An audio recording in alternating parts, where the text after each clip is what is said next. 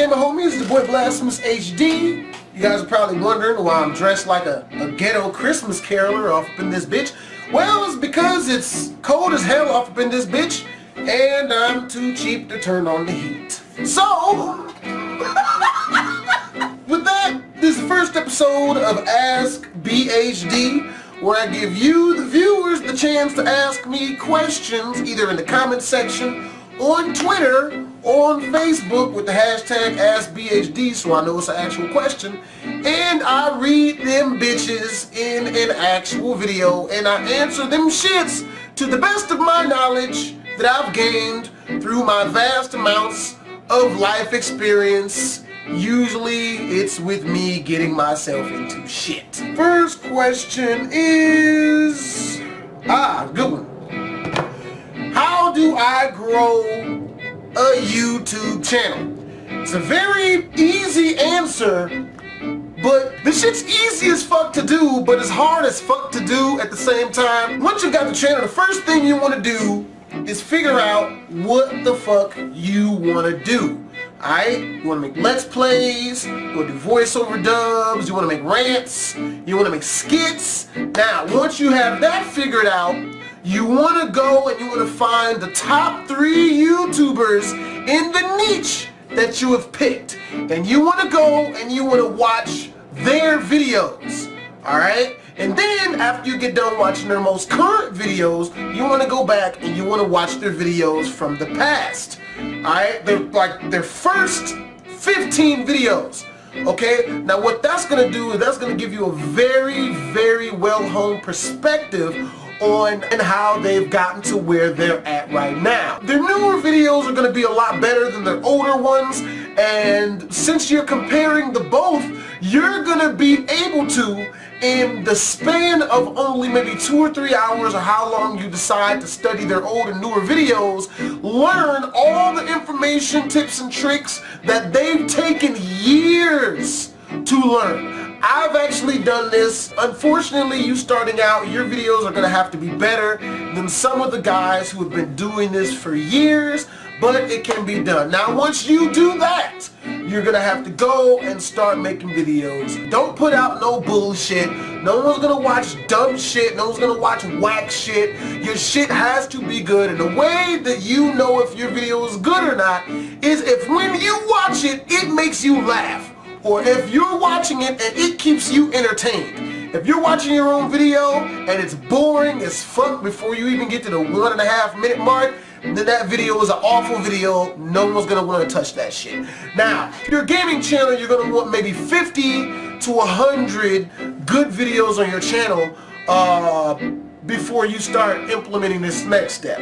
And if you're just a skit channel, probably going to want 15 to 20. But the more videos you have, the better this is going to work. After you get a good amount of content on your channel, you're going to want to try to make a viral video. The viral video you make, you want that video to be in your niche.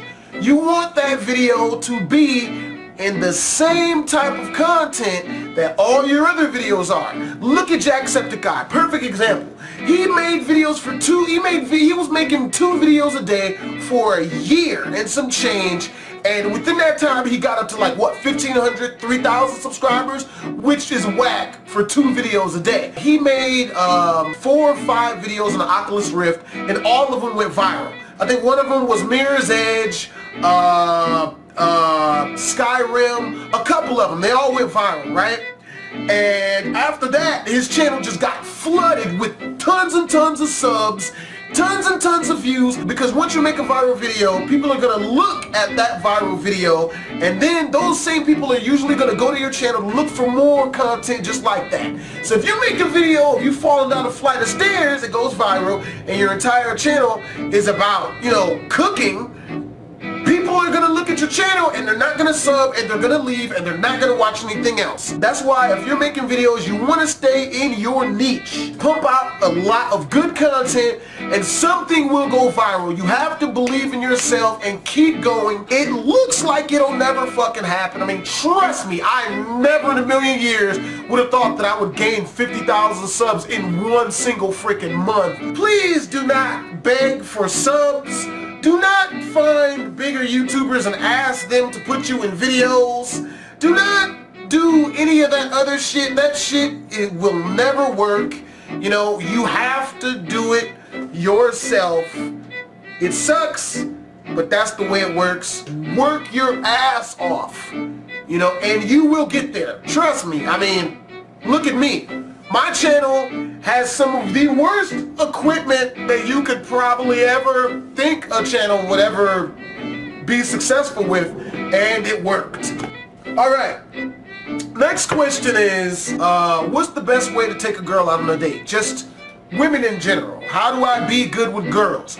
Now this answer is extremely easy as well, but the execution is hard as shit. Alright?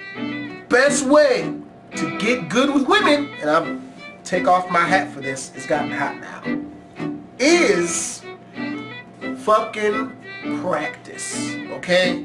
What I mean by that is, you gotta get good at talking to freaking strangers. You gotta get out of that shyness. Women only like dudes that already get women. Think about that shit. Since when have you ever seen a beautiful woman with a super shy dude who didn't talk to her or didn't make a move on her? It doesn't freaking happen. So what you gotta do is, you have to freaking practice. You have to learn to open women. And what I mean by open women, I don't mean spread open, which that comes later if you're successful.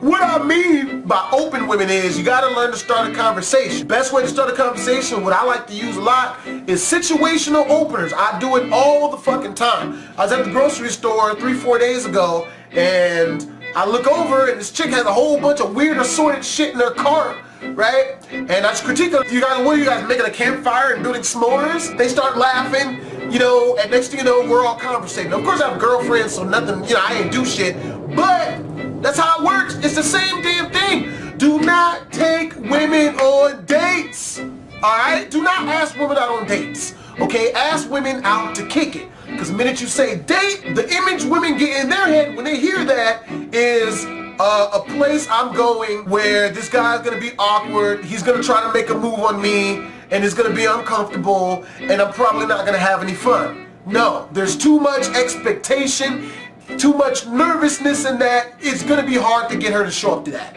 But if you're like, oh yeah, we're just gonna go kick it, man. We're gonna go, you know, me and some friends, we're gonna go kart racing. You just come with us. You don't have to worry about her thinking that it's gonna be awkward, no crazy shit like that. So with that being said, it's a higher chance of her not flaking on you if that's what you tell her. On how to take a girl on a date. Now I have this down to a bit of a science, so you wanna listen up, because I got the good on this shit. Now, best way to do this shit is, a lot of guys would think that you're supposed to take a girl to places where she wants to go. Fuck no! Do not take women to places where they want to go on dates, because she's not the one that's got to prove herself. It's you. You the motherfucker who are basically being interviewed for the job right now. So what the fuck good is it her showing you her skills? Take her someplace where you have a great time at, because any real dude will tell you, women love men who are fun, spontaneous, and know how to have a good time, alright? And if you're someplace where you love to be at, that's gonna be freaking you. Another thing is, women love guys with status and power and influence. That's another reason why you want to take her a place where you've already been to, where you already know people, where you have a great time at. If people are seeing you and walking up to you, oh shit, what's up, it's Maurice, hey, how are you doing, baby? She's gonna see that, and she gonna like that shit. She gonna be like, oh shit, like, this dude is the man, like, oh shit. You know what I mean? So, with that being said, do not fucking pay for dates. Every time you pay for a chick's shit, you put yourself that much closer to being in the fucking friend zone. Real shit. Alright? Because basically what you're saying to a girl when you're buying all her shit is, I feel like I am so low in value that I have to pay for you to be around me. Which obviously puts her on a pedestal and puts you down here on a stepping stool. Please tell me, what girl do you know dates down? Women always date guys over them, or maybe sometimes on their level in some way, shape, or form. Personality, looks, status, power, money, on their level or higher. Trust me. So with that being said, if you put yourself down here for buying her shit and doing all this other shit like buying her coffee, buying her clothes, buying her cars, giving her money, and going with her when she goes to shopping and shit, you are her fucking friend. And sometimes I pay it too.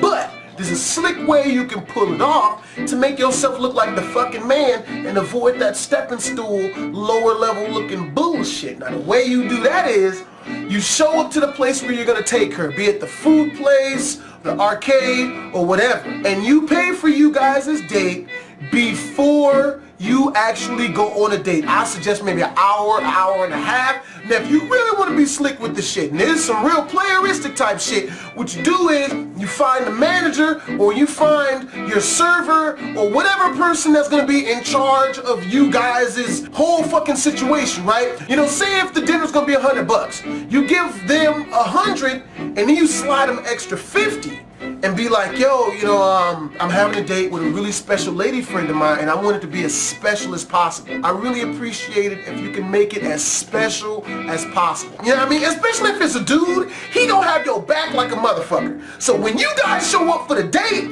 this dude's gonna go out of his way. He's gonna fucking, like, he's gonna treat you like you are the fucking man. And to this chick, that's gonna be communicating a lot of power and status for you.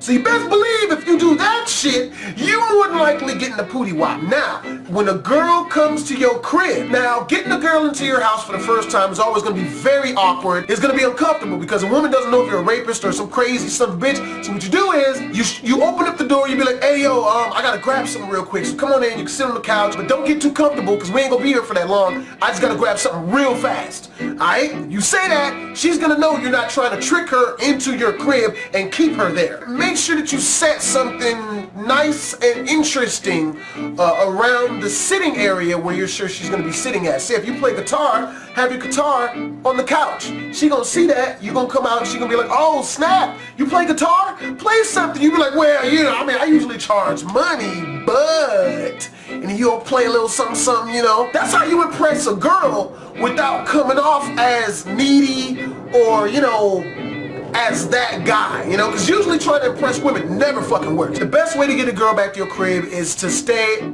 just completely away from sex or anything like that. What you want to say is something like, I got these crazy home movies on my computer, you should come see them. Here, I want to show you, come on, come on, come on. So she's going to come back to the crib, and guess what? It's not going to be awkward. She's not going to be super nervous about it. Why?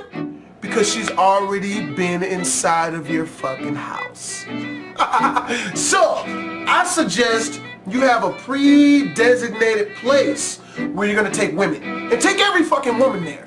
You know, because the more women you bring there, if there's any cute girls that are going to be there, they're going to see you coming with a lot of girls. And contrary to popular belief, women love a slut. You know, women love a he slut. Girls want guys that other girls want as well. You know, anyone who says anything other than that is either a girl and is not willing to let that be known, because it's freaking true, or is a dude and his penis is dry. Alright, with that being said, any questions you guys want me to answer, make sure to leave down in the comment section below with the hashtag AskBHD, and or hit me up on Twitter, or hit me up on Facebook.